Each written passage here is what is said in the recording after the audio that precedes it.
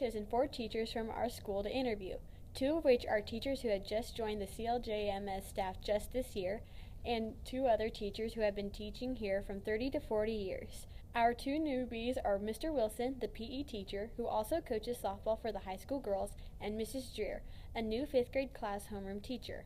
The 2 veterans are Mr. Wood, who teaches 8th grade math and coaches 8th grade volleyball, basketball, track, and wrestling. Mrs. Grease was our 2nd vet. She teaches 7th grade language arts, careers, and reading. Let's take a closer look at what these teachers had to say. Oh geez, over the past 40 years, let's see. It's my 10th year teaching, and in 10 years there's a lot more technology just in the past like 2 or 3 years, which is good. Oh, 40 years. I don't know. I'm not 40, so I don't know. My parents are teachers, and I think that like one example is a lot of kids now call their teacher just by their last name, so just like Dreer. Yeah. But my dad, since he's always taught, to him that's a sign of disrespect. Yeah. And so he makes them call him Mr. Dreer. Yeah. I just think little things like that have kind of changed, but it's changed with society because society's changed. So I don't necessarily think it's like a negative or it's a bad thing. Yeah. Because I think as society adapts, schools need to adapt too. Yes, definitely. Well, 40 years is a long time. It's hard to remember back that far. But I think technology is the biggest change that's been made over the past 40 years. Yeah. I've had to learn from the very beginnings of computers in the classroom to iPads in the classroom, and it's made my life much easier. Although there's a big learning curve because it's hard for me to learn technology. Yeah. I think kids are just born with the skills of technology. So that's a big change. I think because of technology in a lot of kids' everyday lives, it's a little harder to focus when we're not doing things that deal with technology. So that's a change. I also think kids are busier today outside of school than they were 40 years ago. Yeah. And they have so many commitments that it's hard to find a good balance. Some kids can do it really easily, but it's really difficult for other kids.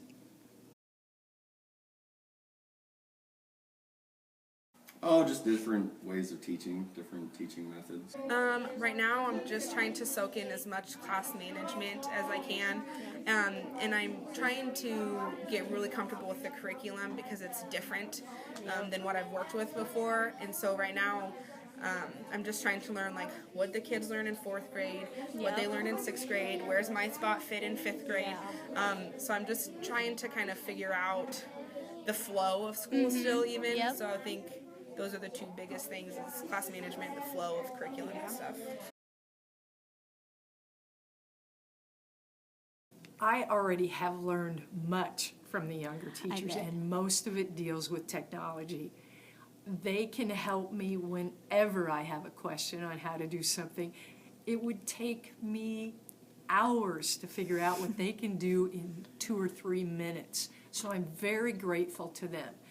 Some of the new teachers are also coming from college with new ideas about teaching, and I've learned some of those.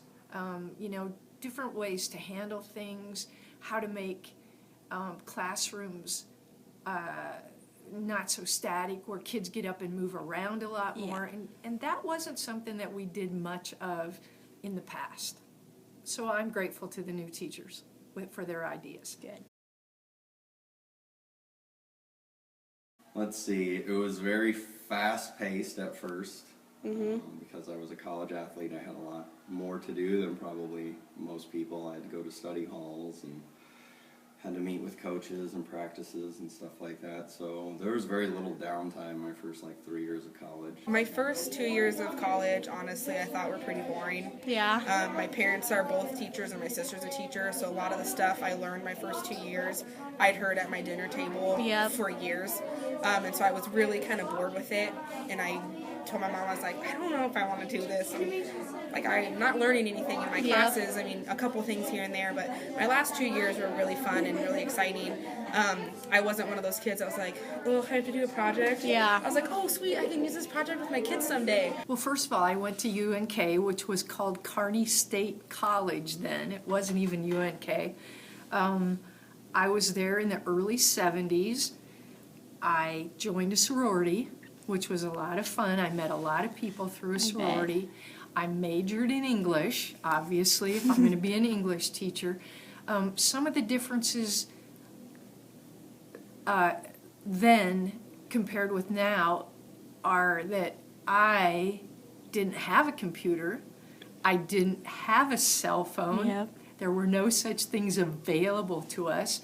Everything I did was done paper pencil.